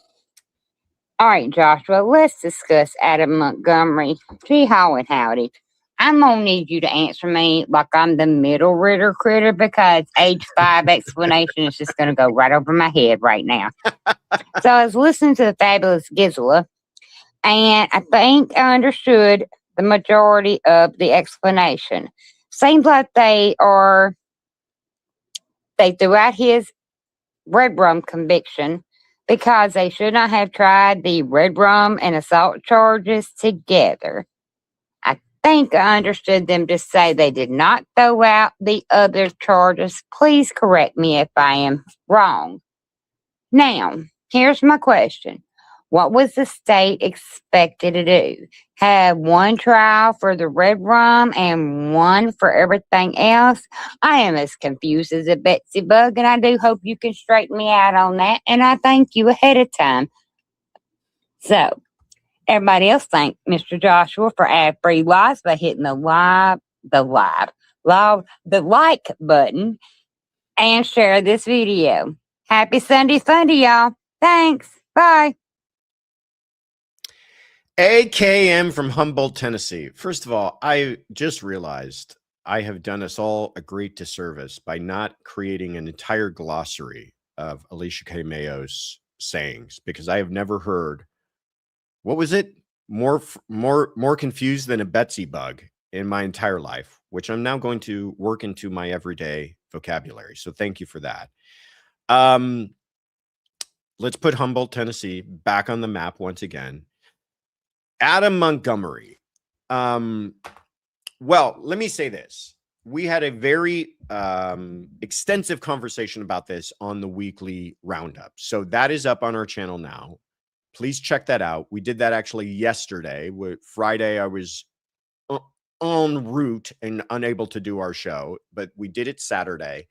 And we talked about this extensively because this is something that is bothering a lot of folks, myself included. And shocking to a lot of people, but here we are. So let's talk about it. And the reason I bring that up is I'll give you kind of the brief answer now, but if you want a more full conversation, there's the link to the latest episode. Essentially, it comes down to this. The Supreme Court of New Hampshire, this monster piece of filth was convicted for the murder of his child. She was how old? 4, 5. Beautiful little girl. Didn't have a chance. Living with 2 people who are disgusting, but Adam in particular, her own father, just made this little girl, made her life miserable, and then took her life. He was convicted for assault from a previous occasion and a number of other crimes, abuse of a corpse, other things, and for her murder. The Supreme Court in New Hampshire overturned the murder alone. So he's still in prison for decades, but he's not in prison as a convicted murderer. And that is a problem that a lot of people have with this, but it's not going to remain that way. And I'll tell you why. But first, why did they overturn it? Here's what they felt. They felt that the evidence of the assault that he had committed against her, against Harmony previously, was supported by multiple witnesses, that evidence was fairly strong. But the evidence of the murder was, in their view, quote unquote, substantially weaker and based upon primarily the testimony of his wife, Kayla, who had previously been convicted of perjury. And they make that point to say, listen, not only is it primarily based upon one witness, but this witness is also proven to be a liar in the past. They're saying that essentially by allowing that, the prosecution was able to bootstrap the weaker murder case to the stronger assault case. These are their words. We therefore conclude that this disparity created a significant risk that the jury would rely on the strength of the evidence that the defendant struck the victim in anger in July to conclude that, as Kayla testified, he similarly and fatally struck the victim in December. That is true, and that is a concern, and to that I say, so what? Because you are allowed to use prior behavior in certain circumstances, as long as the prosecution was not making the argument of, hey, ladies and gentlemen, Adam Montgomery is a dirtbag. How do we know he's a dirtbag? Because we have evidence that he struck Harmony on a prior occasion. And you know what dirtbags do? Dirtbags kill people, and therefore you should convict him of murder. As long as they weren't making the argument that he had the character to commit murder based upon the evidence that he committed an assault, then there are other reasons that they could use this evidence. This is essentially a prior bad acts argument. That if there was a similar modus operandi, Harmony does something that angers him, in a fit of anger, he strikes her, and that's what happened here, then you're not talking about character, you're talking about a similar MO. You're talking about habit, you're talking about motive, you're talking about opportunity, you're talking about identity. All of these things are permissible reasons to use that prior evidence. For whatever reason, the New Hampshire Supreme Court felt that the prosecution didn't use those reasons, or that, I don't know. But their reasoning behind it is that, to your point, AKM, yeah, they should have done them separately. That's what they're saying. You said, what is the prosecution expected to do? In the state of New Hampshire, apparently, according to this Supreme Court, they are expected to try them separately, which does happen, by the way. So he's already been convicted now of the prior stuff. He's looking at 40-something years. They're going to put him on trial independently of all of that for the murder. And I pray to God he gets convicted for that, because I'll tell you what, it's not enough for me that he's in prison for the rest of his life. I would like him to be there as having taken the life of this beautiful young girl. And I hope that all his fellow cellmates know all about it. Thank you, AKM, for that. All right. Let's keep it rolling here.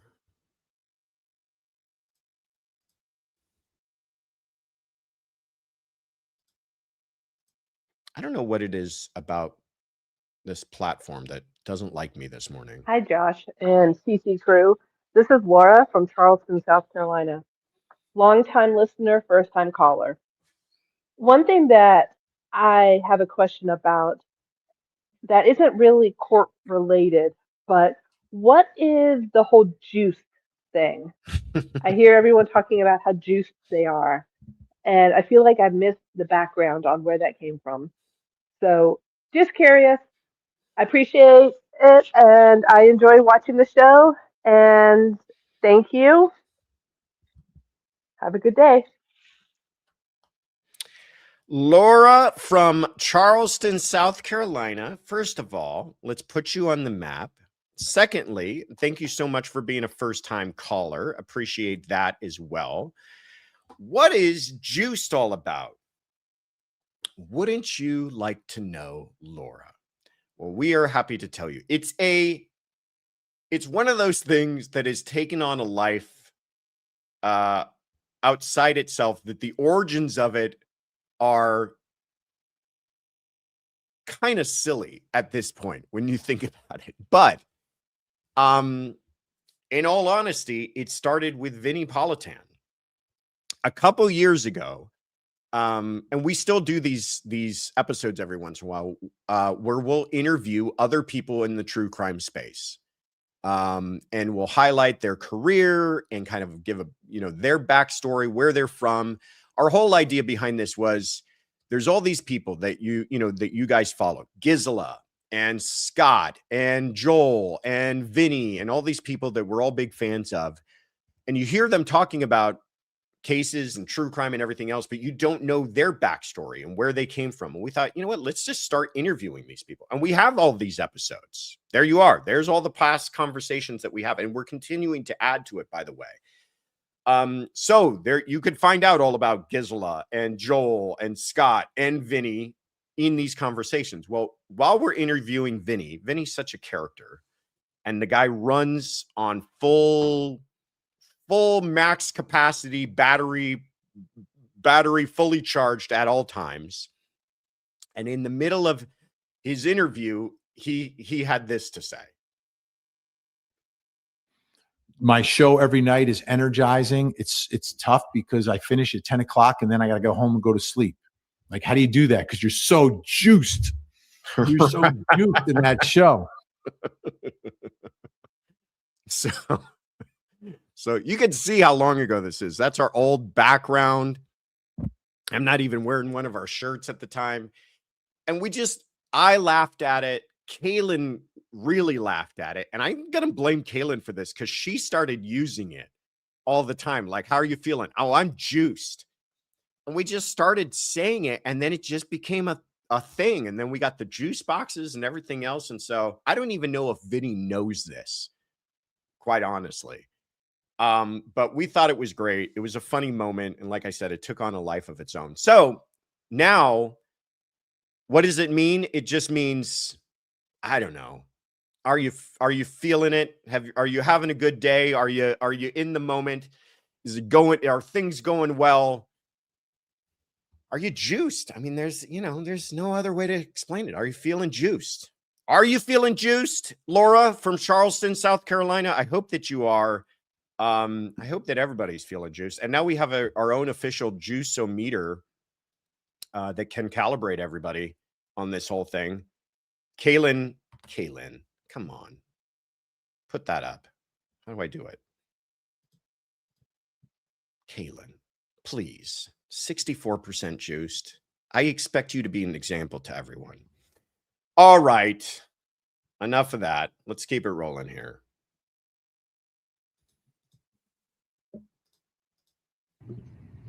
Hello, Joshua Ritter, Esquire. This is Carrie calling from beautiful Baltimore, Maryland. I recently served on a jury in a convicted felon in possession of a firearm case. The evidence consisted of police testimony, their body cam footage, and CCTV footage. The CCTV showed the defendant crouching next to a parked car where police later found a gun in the wheel well, but it did not show him handling or placing the gun there. Also, the officer's testimony did not always match what we saw on their body cam footage, and we ultimately gave more weight to the footage than their testimonies. The judge instructed us to consider both, quote, direct possession and indirect possession, meaning the defendant did not have to physically possess the firearm if he knew about it and had the ability to exercise control over it. We ultimately returned a not guilty verdict because we did not believe the prosecution had proven guilt beyond a reasonable doubt. My first question is, the gun was recovered and introduced into evidence, but no fingerprint, DNA, or other forensic evidence was presented. In a case where possession is the central issue, why might the prosecution choose not to present that kind of evidence, and would a jury be justified in expecting it? At what point does being near a gun become legally possessing a gun? My second question is, have you handled cases that relied primarily on indirect possession rather than direct possession? As a prosecutor or defense attorney, what kinds of evidence do you find most persuasive in proving or disproving that someone knowingly possessed a firearm? Thank you so much for your time and my enjoyment of listening to Courtroom Confidential on my drives to work. Carrie from Baltimore, Maryland. Let's put you on the map. I love this question, Carrie. And thank you for sharing this experience with us. This is so great to kind of get an insight from a person who is served on a jury and the questions that linger. First of all, Carrie, let me say this. I applaud you and I appreciate your service. And if you guys all felt that there was no proof beyond a reasonable doubt, or that there wasn't enough proof beyond a reasonable doubt, then you did the right thing. That all being said, I think the DA probably did a poor job of explaining stuff, maybe through voir dire and everything else. I don't know the circumstances of your case, but I'm getting flashbacks from my time as a prosecutor. Let me answer, first of all, this question about indirect and direct possession of a firearm. And it sometimes this is referred to as constructive possession, meaning we don't want people to hide behind the idea of possession means holding, right? That, like, otherwise everybody would just ditch everything that they, any contraband, and go, well, I'm not in possession of that knife. I'm not in possession of that gun. I'm not in possession of those drugs. So we have this concept of constructive possession or indirect possession, meaning do you own, possess, or control that item? Is that item in your house, in your bedside, on your bedside table? Yeah, that's you in possession of it. Is it in your car? Is it in a location where it can be argued that you either are the owner of it, in direct possession of it, or have some sort of control over it, even if you're not directly holding that item? So that's what the possession thing has to come back to. But to your question, I don't know if this was your question, but this was the part that I latched onto about, or no, you did ask, why did they introduce the gun but not give us any forensics on it? Well, this is a case where I would have, in voir dire, talked about the CSI effect. It's this idea that we feel in this modern age that everything should have satellite footage, surveillance footage, geolocation, geofencing, that any item recovered should have fingerprints, DNA, and whatever else attached to it. Problem number one is many times they don't have these things, right? Maybe they did test the gun. Maybe they didn't test the gun. Now, not testing the gun is sometimes problematic. You might ask, if you see a person ditch a gun, is there any reason to test that gun? But you're saying this is a situation where they never were able to show him holding the gun, but only being in the area of where the gun was later located. So why not test that gun? Well, it could be that they tested it and it came back with nothing. No fingerprints, no DNA. Well, doesn't that show he never possessed that gun? Well, that's an argument to be made. And my counter argument would be the absence of evidence is not evidence of absence. This is one of my favorite concepts to try to get people to wrap their heads around. Just because you don't find fingerprints on something doesn't mean somebody's fingers hasn't been on it. It just means they didn't leave prints for whatever reason. And just because you don't find DNA on an item doesn't mean that person never held that item. Just means for whatever reason, they didn't leave any DNA, or they just didn't find their DNA on it.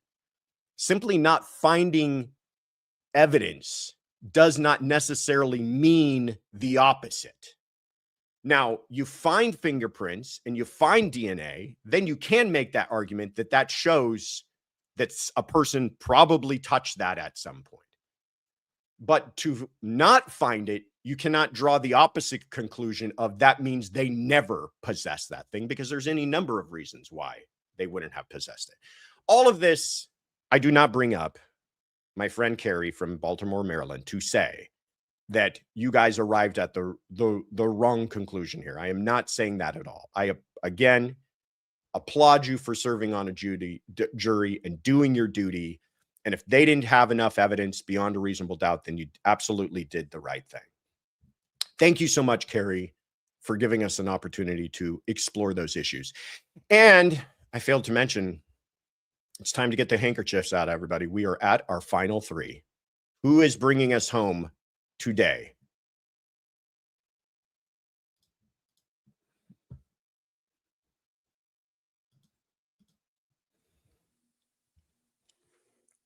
Hi, Josh. This is Suzanne from Framingham, Massachusetts. I have a question that's always puzzled me. Why isn't all the physical evidence, videos, audio recordings, photographs, and other exhibits already marked for identification entered into evidence and published before the trial begins? It seems like so much time is spent during trial layering foundations, admitting evidence that everybody already knows exists. Is there a legal reason that process has to happen in front of the jury rather than being completed beforehand? Also, I'd love to hear your thoughts on the George Pino boat crash trial in Miami. I've been following the case and find it fascinating. Love your show, Josh. Thank you. Suzanne from Framington, Massachusetts. Let's put you on the map. Thank you so much, Suzanne. Yeah, why don't they mark all this stuff ahead of time? Why do we spend so much time in court with the let's mark this and let's introduce this and may I publish this? Is this all just to drive us nuts, or is there a reason behind it? There is a reason behind it. One, as far as admitting evidence, a lot of that has to do with laying the foundation for it with the witness. So maybe you have a photograph of something, but you can't just show the photograph. You have to lay the foundation for the photograph. So let's say it's a photograph of the gun that was recovered in Carrie's case. Well, you're going to have to call a witness. You're going to have to call a cop to say, this depicts the gun as we found it on that date at that time, and that is the gun that I recovered. Now you have laid the foundation for that photograph, and you can have that photograph admitted into evidence. We saw a case. What was the name?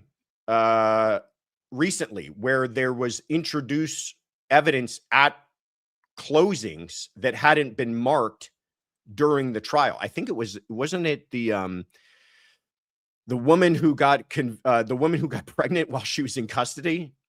She what was her name? Everybody knows these names better than I do. Daisy Link. Tiffany and Kaylin are like a encyclopedia of every name of every defendant. Daisy Link recently got her conviction turned over because the prosecution, in part of it was the prosecution put up some photographs that had not been admitted into evidence, which is just, lawyering 101. And the reason for that is that every single piece of evidence, you have to lay a foundation and have it admitted during trial. And that foundation has to be laid by a witness in front of the jury on the record. It has to be on the record, the foundation, and then you can admit it into evidence and publish it to the jury. But what about the marking of it? Why are we going through this whole marking of it? I think that also has to do with just keeping things organized.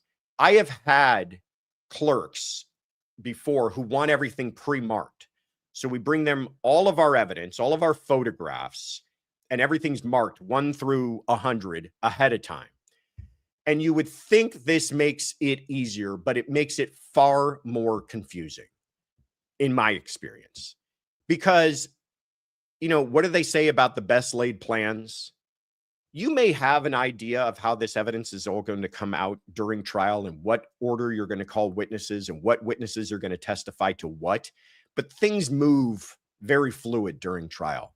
So in my view, it's always better to just mark them in sequence as you're going along rather than going, okay, Your Honor, I'd now like to admit exhibit number 12, and then later on you're doing number 24, and then you're back to number 20, and then you're back to number 13, and it's never, and then at the end of the day, you got to figure out, did I mark all of these and admit all of these, and maybe I missed some? Whereas it's just a lot easier to do it on the fly while you're doing it in order, next in order. Okay, this is number 14. Now I'm marking this one next in order. This is number 15. That's kind of the thought and the reason behind all of it, Suzanne. So I hope that explains a little bit of that to you. George Pino, switching gears. George Pino is a Miami real estate developer who is on trial for manslaughter, right? Manslaughter for the death of a 17-year-old girl by the name of Lucy Fernandez. This is really sad. They went out on Labor Day, September 4th, on a boat. Pino's daughter was celebrating her 18th birthday. So they have, this case has kind of been put on the map because of his reaction in court. So if we can go ahead and play that, are we able to play it, and I'll just talk over it. He had a real meltdown during opening statements. A lot of people have looked at this as being kind of crocodile tears on his part. I'll say too, there was an interesting exchange I saw online where the prosecutor called him out and said, "Do you have something to say to me?" Because he was apparently staring down the prosecutor in the middle of court. He sounds like he might be a little bit of a I mean, look at this. Okay. I'm sorry. I'm not trying to laugh at people if they're genuinely having a moment, but I don't know if I would call this a genuine moment. You guys, I'll let you guys decide. Anyhow, they go on a boat, her and 10 of her friends or more. There's a bunch of people on this boat. It's her 18th birthday. They're all teenagers, and he ends up driving the boat into a clearly marked channel marker, going, there it is, kind of something you can't miss, going 50 miles per hour, slams into this thing. People are tossed out of the boat. Lucy Fernandez loses her life. Complete tragedy. Look at that boat. Look what happened to that boat. Lucy Fernandez loses her life. This is giving me flashbacks to the Paul Murdaugh situation. One girl, Kathy Puig, is permanently disabled on her leg. Here's the problem with all of this. I mean, many problems, but the biggest problem is they find 61 empty bottles of alcohol on that boat. 61. Not all of these, by the way, are just beer and coolers. They found some bottles of champagne, and I think there was even hard liquor. I'm not sure. But this is a bunch of teenagers getting blotto on a boat, and then this guy driving the boat. And when they respond to this whole nightmare, he says he had 2 beers, and they don't give him a breathalyzer, and they don't do sobriety tests on him. So now we're at trial, and all the prosecution has to go on is circumstantial evidence of drinking and his reckless boat operation. And he's not been charged with a alcohol related crime in this case. To me, this whole case is about the reprehensible police work that was done. Now, I don't know why they didn't do that. I don't know why they didn't test him. I don't know if the officers who responded didn't have the equipment to do it. I mean, this is out on the water. I don't know if they are trained in how to do that. You would imagine they are. You know, operating under the influence on boats happen all the time. They are usually trained in this. To me, the talk about a ball being dropped, horrific situation. You would think with that amount of information or evidence of drinking taking place, they would have tested him, but they didn't. And so now they don't have that evidence. I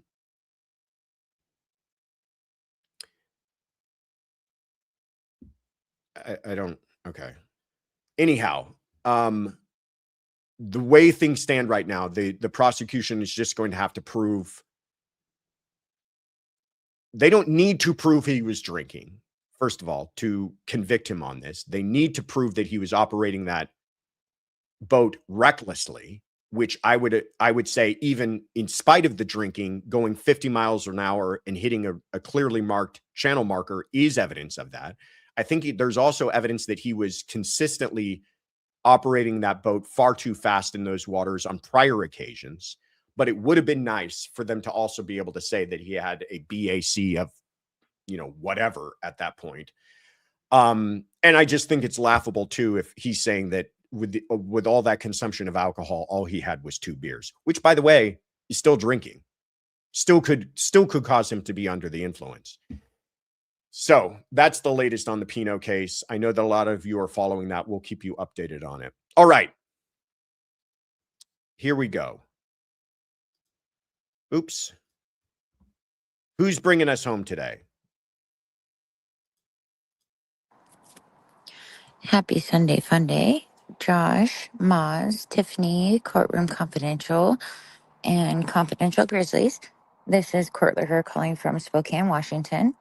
And I have a question/statement and want to know your thoughts. I know you've partially answered this question, and if you fully answered it, I apologize. But I'm curious as to why attempted murder is a lesser charge than murder. It's almost like telling them, better luck next time. I honestly believe it should be a harsher punishment to hopefully deter other people from attempting murder. I just want to know your thoughts, and I love you all, and happy Sunday Fun Day. Court Lurker from Spokane, Washington. Let's put you on the map. What a great question to go out on, because it is kind of more of a philosophical one. There's no real answer to all of this. And I agree with you. Why are we rewarding a person who just did their job poorly? Why are we rewarding someone for maybe the victim showing beyond all, beyond the odds, surviving a situation? You can put several bullet holes into someone and one person dies and the other person doesn't. And you're telling me you're going to get the benefit of that person surviving by miracle of miracles? Why? Great question. So much of the law is concerned with, 2 concepts: the act and the intention, the actus reus and the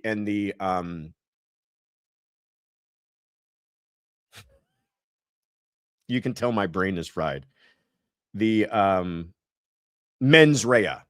You got the actus reus and the mens rea. And we're very concerned with the mens rea. What was that person thinking? What did that person intend? And if the intent for an attempted murder is the same intent for a murder, why are they getting the benefit of not completing the job?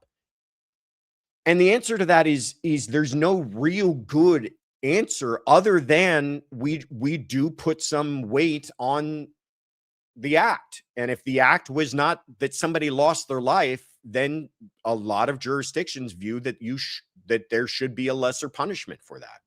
Now, in a lot of jurisdictions, you're still looking at a life sentence many times. Attempted murder can be, I hope I'm not wrong on this. I think attempted murder in California is 15 to life.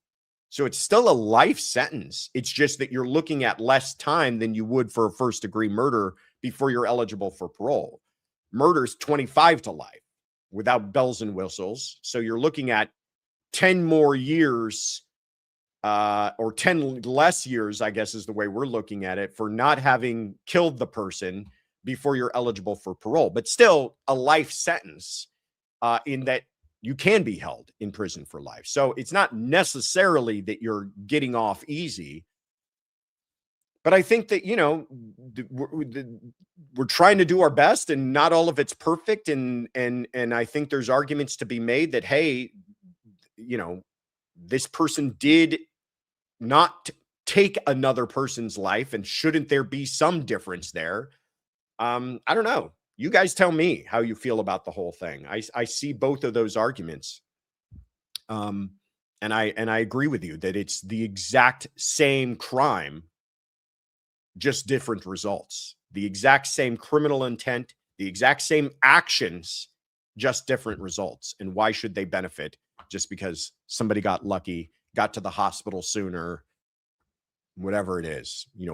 Sometimes we're talking, you heard about people surviving something, and the doctors tell them if the bullet had been a millimeter to the left, they would have lost their life. Is that really what we're basing decades in prison on?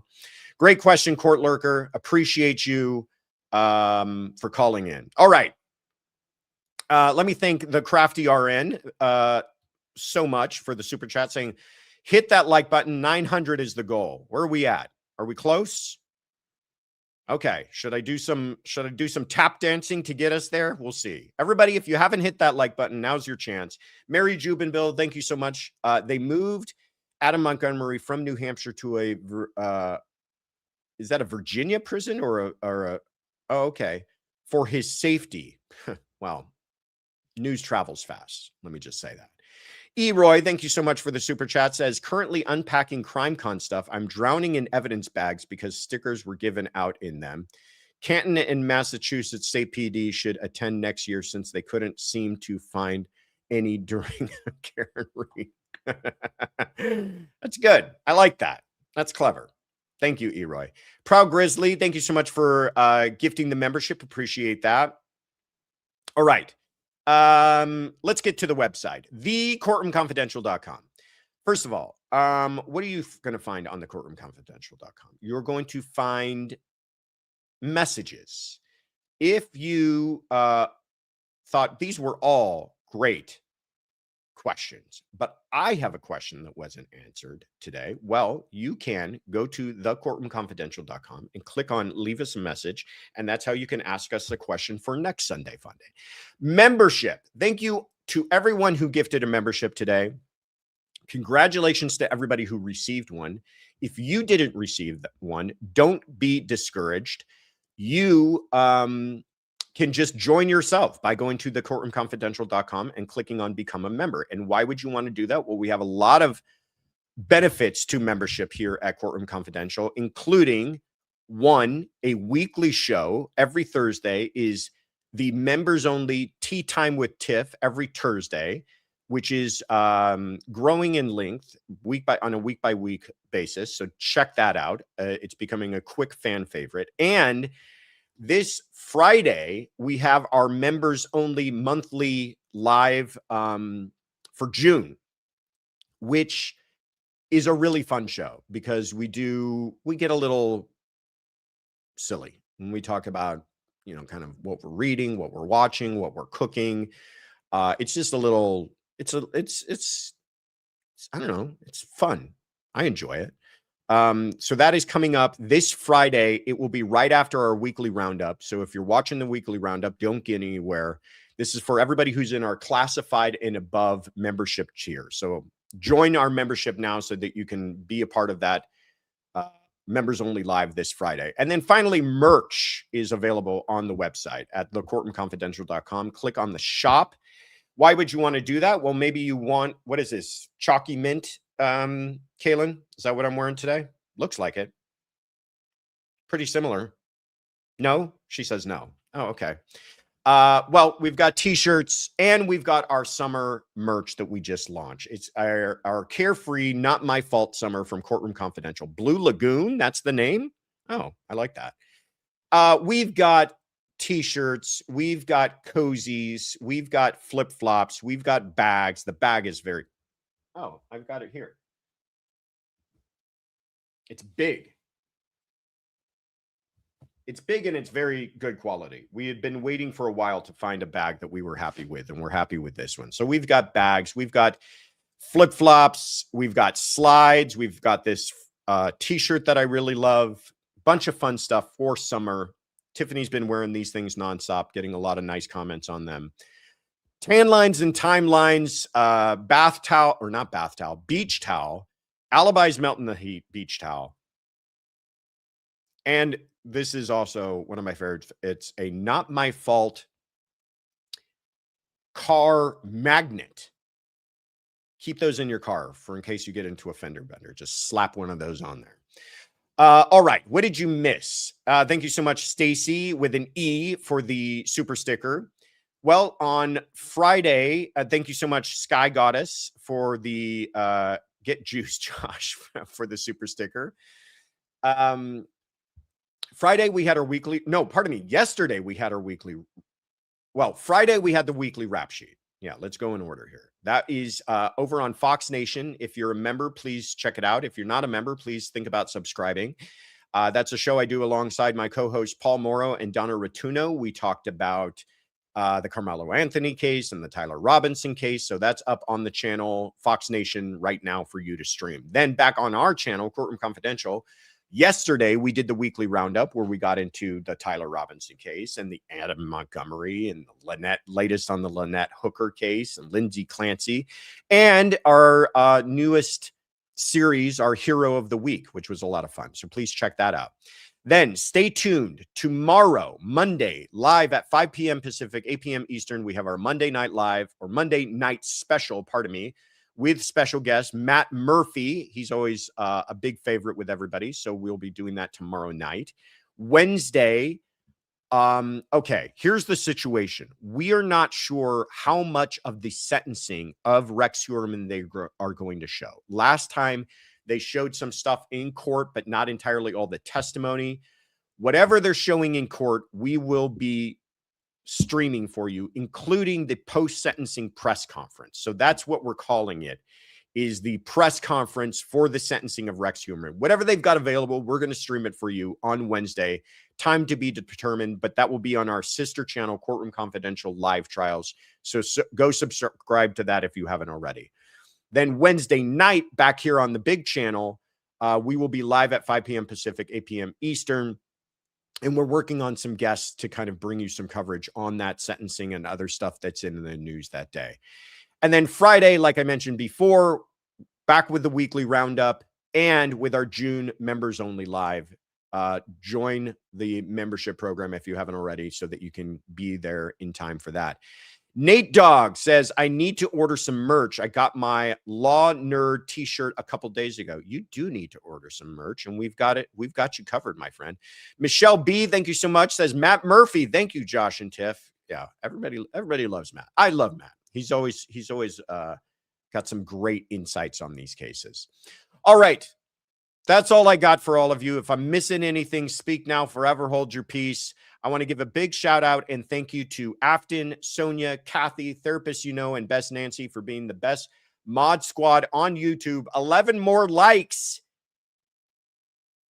Get them in now, folks. This is your buzzer beater. Hit that like button at the final take here. While I thank Kaylin for being the absolute best in everything she does. Love you so much. And Tiffany, did we make it? Nope. Oh, Tiffany, you are, as always, the best thing that ever happened to me. We will see you guys all here tomorrow night. Oh, there we go. Right at the end. Right before the buzzer went off. You're the best thing that ever happened to me. We'll see you all here tomorrow night, everybody. Take care. Bye-bye.